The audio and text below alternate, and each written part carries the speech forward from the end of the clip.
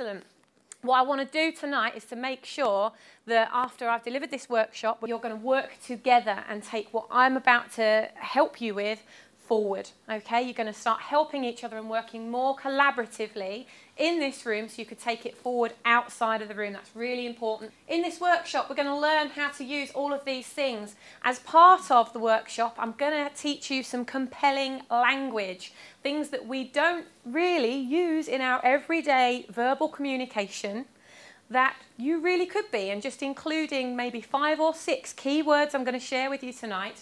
You can start to win more business. Use them in your networking arenas. If you're with a strategic partner, having a one-to-one, start using this language. Include it in your language and you will start getting better results. Who has heard this phrase before? The meaning of your communication is the response you get. I don't know if you've had a bad day and then gone home to the Mr. or the Mrs. and you've kind of let off steam about what's happened in that day, and then they've just let off straight back at you. Usually you've already put it out there, so that is exactly what you're getting back. Well, that's exactly the same with your brand. If you're putting messages out about your brand that you're not necessarily excited about your own product or service, people aren't going to get excited about what you deliver either. So if you pick up that energy that you have within your brand, one of the things that's quite interesting actually. Imagine that's your rocket, okay? You've got our fire coming out of our rocket. What does a rocket need to get up into space? It's energy. To get that rocket up into space, it needs an incredible amount of energy. Once it's up in space, how much energy does it need? It's exactly the same with building your brand and building your business. You have to have energy behind it. Okay, once you've got that energy behind it, that enthusiasm, and you're the one that's walking into a networking event, you walk in and you're actually hyped up, you're excited. Do you know, I've got something that's going to make a dramatic difference to the lives and businesses of the people in this room. I'm going to show that, and you're going to start attracting that back, that same kind of energy. If one of these panels is just slightly off kilter, that rocket is going to crash and burn. That's exactly the same for you, your businesses, your brands, how you are in your everyday life. Do you jump out of bed in the morning and think, right, I'm having it today. I'm really going to make the best of my business and the best of myself today? Or do you kind of wake up and think, oh, 10 more minutes? Because most people do. So, you know, it's just making sure you've got that energy, have everything aligned, because you are your brand. You're a walking, talking, living, breathing business card.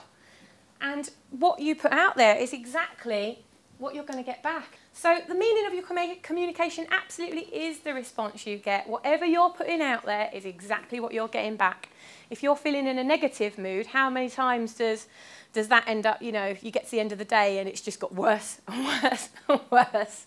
So if you're starting the day and whatever it throws at you, you just give it back. I don't want that. I'm going to be really positive. I'm going to carry on. You know, and it's being specific as well. So again, the meaning of your communication is the response you get. If you ask for anybody, everybody, somebody, as I hear at quite a lot of networking events, and especially in the past when I used to do a lot more networking, it's really difficult for me to refer them to somebody because I don't really know what they want.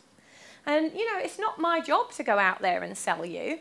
But if you give me enough information, I'm going to have that light bulb turning on every time I meet somebody from a specific point of view. So you know, if we were looking for the sales manager or sales director of a particular group of serviced offices, rather than me just saying I want to speak to sales directors at serviced offices, how about I just do some research and find out which offices it is that I want to talk to? Because every time I've asked for something specific, I've got a brilliant answer.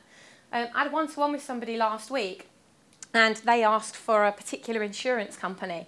I'd never heard of them before. I went onto LinkedIn, went into, I think it was the Yorkshire Business Network or something on LinkedIn, one of the groups. I posted, I'm looking to speak to this person in this company, can anyone help? And within 3 days, I got a response from somebody who was giving me a direct introduction to the director of the business. It wasn't even for me. But I would like to think that by me going out of my way just to do that, that person next time is going to bend over backwards and think, bloody hell, they went really out of my way. So I'm boosting my brand. I'm making my brand look like a helpful brand, even though it's not helping me directly. I would like to think that he would go out and recommend me to 3 people because I've gone that extra mile. So it all represents your brand.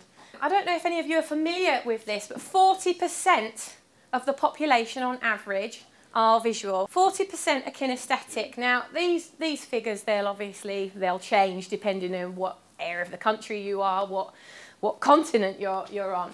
But this is, on average, how people receive and communicate information.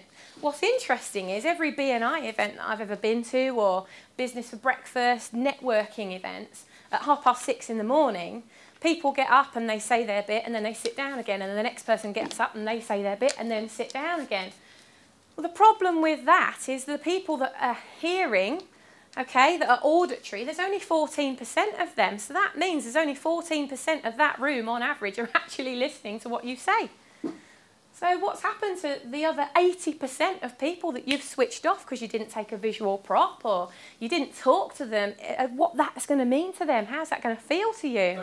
So when you're thinking about your 60-second presentation, your elevator pitch, when you're even putting status updates on LinkedIn, have a think about what it is that you're saying and what percentage of that is communicating to every single one of those people.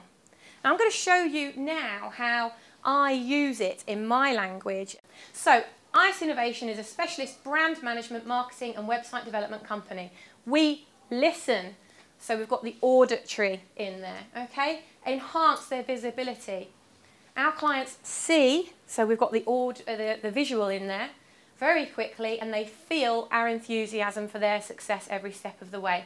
So you can see how I'm starting to use my persuasive language. And I'm not making it look a bit crazy. I'm making it look natural. I'm including it in my natural language. They've been proven to work much better than the other instances, which is why I use them. So I wanted to share this with you so you can start including this. So who are you and how can you start using this language in your branding? What does your company provide and why should your potential clients listen to you? Why should I walk out of this room and start referring you business? You've got to give me a compelling reason why. Because first of all, I probably want to do business with you. I probably want to know what kind of brand you are, and we'd assess each other and you start working together. I'd have a really good experience of what you provide, and I'd go and tell 10 people immediately what you've done for me. So that's really powerful branding. People need to believe what you have to say. And then you want them to take action because, you've talked to them and you don't want them to just kind of refer you business. You want them to walk away and refer third-party business. That's the point. It's who is outside the room. So it's being specific and making sure it's relevant and that their job is not to sell you. Their job is just to help you with an open door. What I'd like you to do now is a visualization exercise. So I want you to get yourselves into the position that you're going to walk out here and in 3 years' time, so in 2014, you're going to be standing so differently. You're going to be in a different place emotionally, maybe physically. You're going to be working with different clients maybe. You might be in a different building. There'll be a different environment around you, different people. Who are your peers? When you're putting a peer group around you, you should be the kind of the lowest of that peer group. Surround yourself with people that you aspire to be like and that have the same values as you. So imagine if in 3 years' time you've stepped forward and you're looking back and that's where you are now. What does this look like for you? Okay, who are you surrounding yourself with? So what I want you to do, obviously everybody in this room has a different feeling of what their business is going to look like to them in 3 years' time. But where are you? 2 years, 3 years, 10 years? What does it look like for you? I want you to imagine that your phone is ringing. You look down at the screen and it is the number of somebody that you have wanted to call you for the last 3 years. You've wanted this person to call you. If they've got the most amazing deal for you, what does that look like? How are you responding to them? And how are you going to deliver that? So we're going to also profile your ideal clients and describe the characteristics of that person. So when your phone was ringing and you could see that number, have a think about who that is to you. If you know who that person is now, why wait 3 years to get that number? Share it with the people that you have in this room. They might already be best mates or play golf with them. Values is a key part of branding. I don't think people really think about values enough in their branding. Many times I bump into customers who have started to use what they've learned in the branding sessions and now say, bloody hell, you know, since I started measuring our clients and our team and our customers, strategic partners, I've been interviewing for people, I've been using the value system. Now I know exactly what my values are and I measure that against them. Do you know, my work life is so much better because I'm not working with clients that I just had that gut instinct. I should never have worked with them in the first place. So now I'm working with people that I know, I like, I trust, I get on with, and I know they share the same sort of value set as me. Obviously, when you're growing your brand, you want your word of mouth marketing team. There is no better word of mouth marketing team than sharing with your unique synergy partners.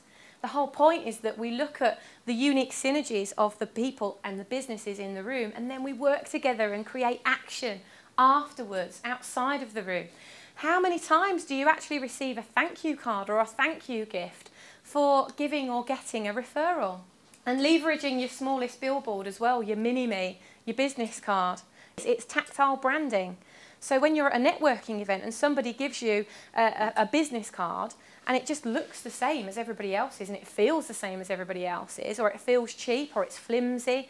You know, I mean, I did some quite extensive research on this, going to networking events and you know, being quite geeky, just watching people interacting and what happened when they gave them their business card.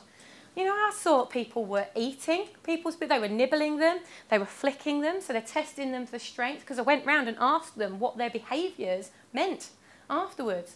And it was fascinating, you know, and they'd kind of gone through, they'd maybe get 15 or 20 business cards at these events, and they'd only pick 1 or 2 out. The rest of them would get binned.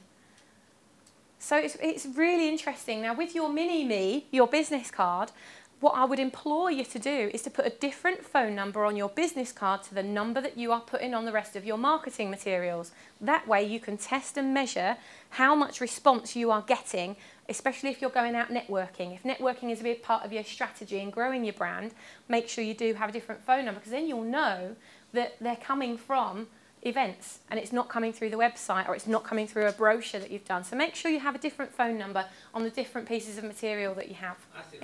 Thank you. I know it's a whistle-stop tour because I don't have much time. I've condensed 3 hours into as small a time as I can. Do you have any questions before we move on to the huddles?